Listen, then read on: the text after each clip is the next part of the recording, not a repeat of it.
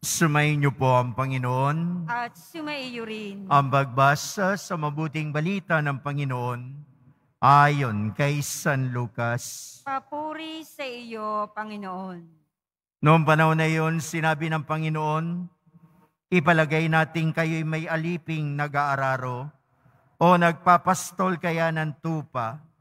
Pagkagaling niya sa bukid, sasabihin ba niyo sa kanyang halika at na makakain ka na? Hindi. Sa halip ay ganito ang sinasabi ninyo, ipaghanda mo ako ng hapunan, magbihis ka at silbihan mo ako habang ako'y kumakain.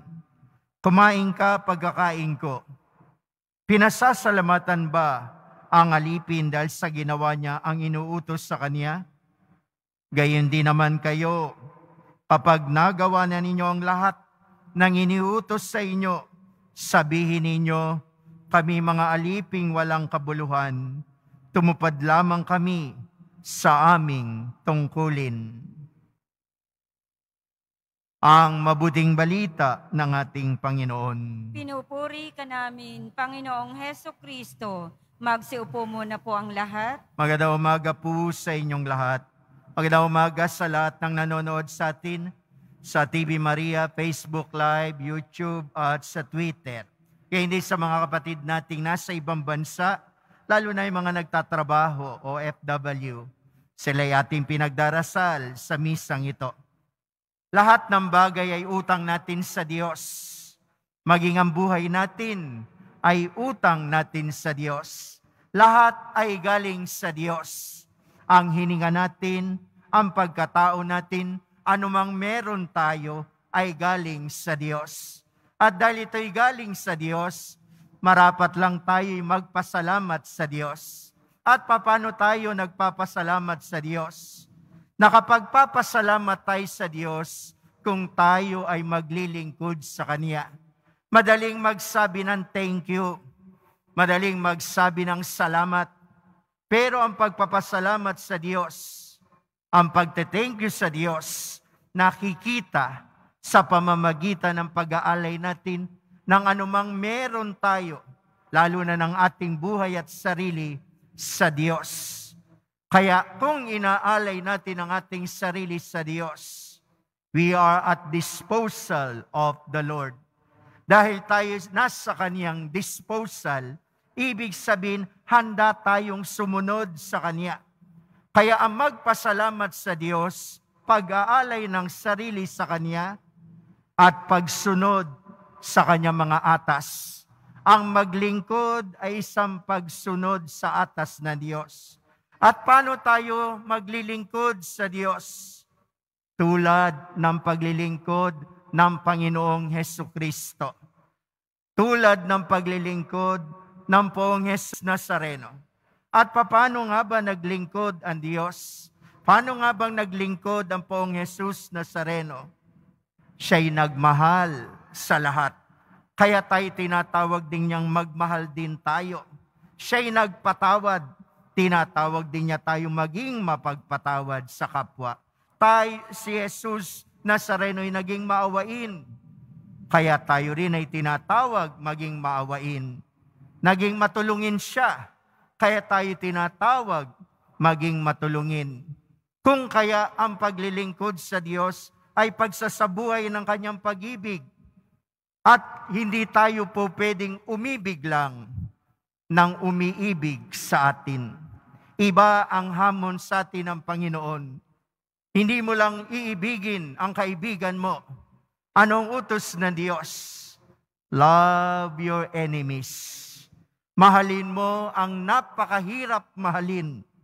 Sino patatawarin natin? Ang Diyos mapagpatawad. Tinawag din niya tayong maglingkod sa Kanyang kapatawaran.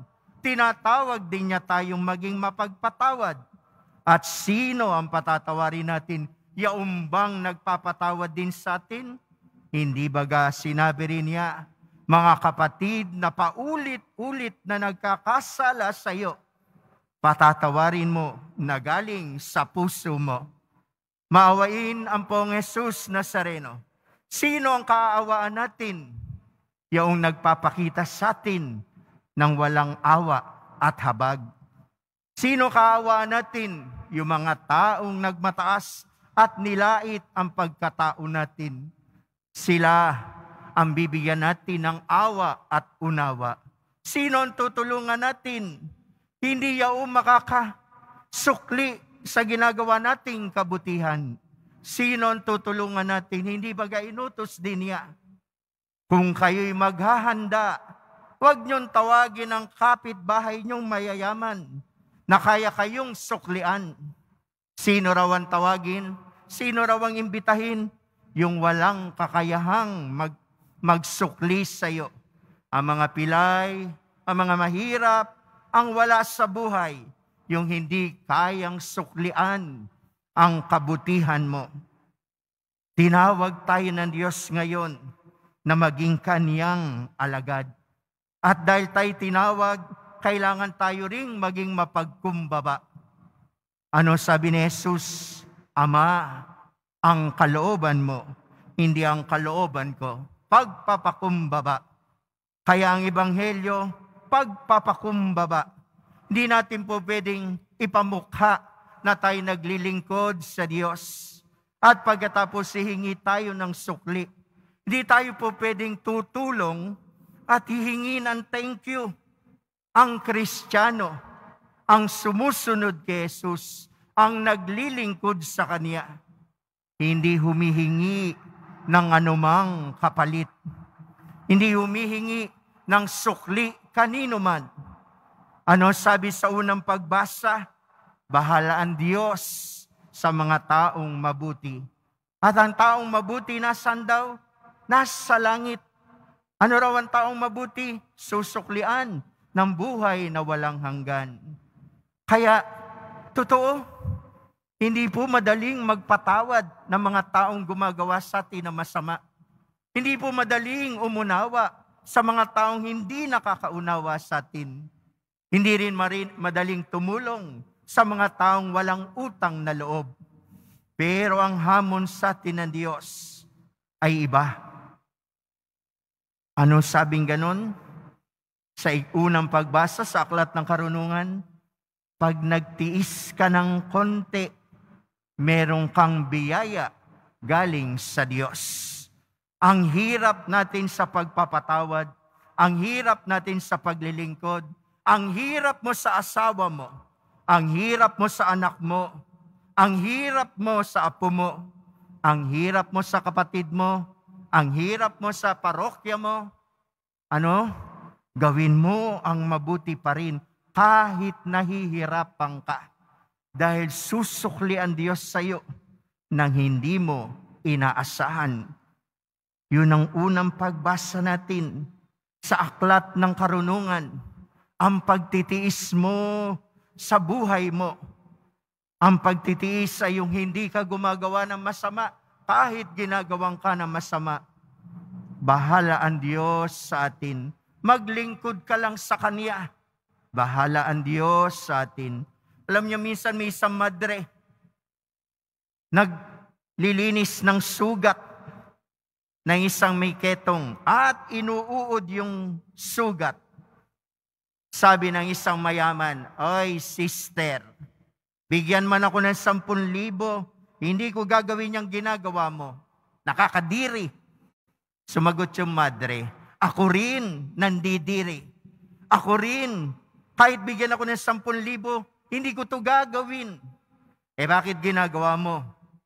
Ginagawa ko ito dahil kay Jesus. Yung hirap natin, ayaw natin yan. Yung mga sakripisyo sa buhay natin, ayaw natin yan. Pero bakit mo ginagawang magmahal sa pamilya mo? Bakit patuloy kang naglilingkod at tumutulong? Kahit kung minsan nakakasawa na. Bakit? Dahil kay Jesus, alang-alang sa Diyos. Di ba ayaw mo na magpatawad kung minsan sawa ka na? Alang-alang sa Diyos. Dahil kay Jesus. Yung mga hirap natin, dahil kay Jesus.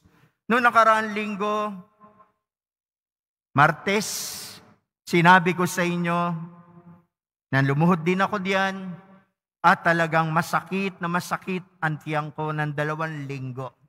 Kung ano-ano na iniisip ng utak ko.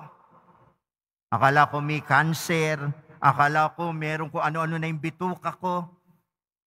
Masakit, hindi ako nakakatulog. Hanggang kumonsulta sa doktor at sabi magpa-examine, nagkataon naman Lunes at kailangan Martes na rito ako para magmisa. Kahit masakit ang nararamdaman ko, pumunta pa rin ako rito. Alam niyo po kasi sabi ng Cardinal Tagle dati, preach about Jesus that has been part of your life. Mangaral kayo tungkol kay Jesus na kumikilos sa buhay nyo. Huwag lang kayong mangaral na nanggaling sa mga binasa ninyo.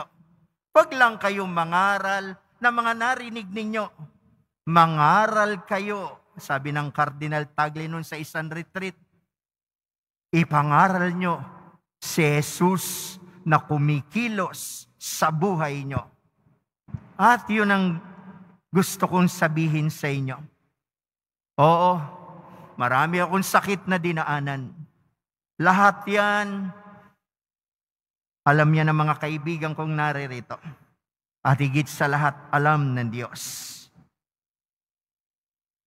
2 linggong nagdurusa ako, pero patuloy akong pumunta rito. Yung unang pagbasa, totoo yun.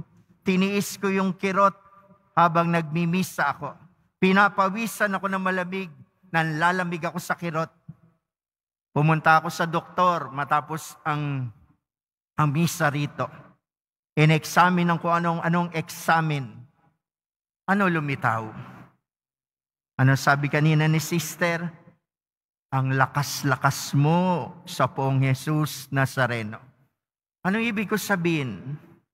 Pag inuna mo ang Diyos, kahit nakakaramdam ka ng sakit o hirap, totoo yung unang pagbasang binasa sa karunungan, sa aklat ng karunungan, ang nagtitiis, konting tiis, sinusuklian ng maraming pagpapala. Amen po ba?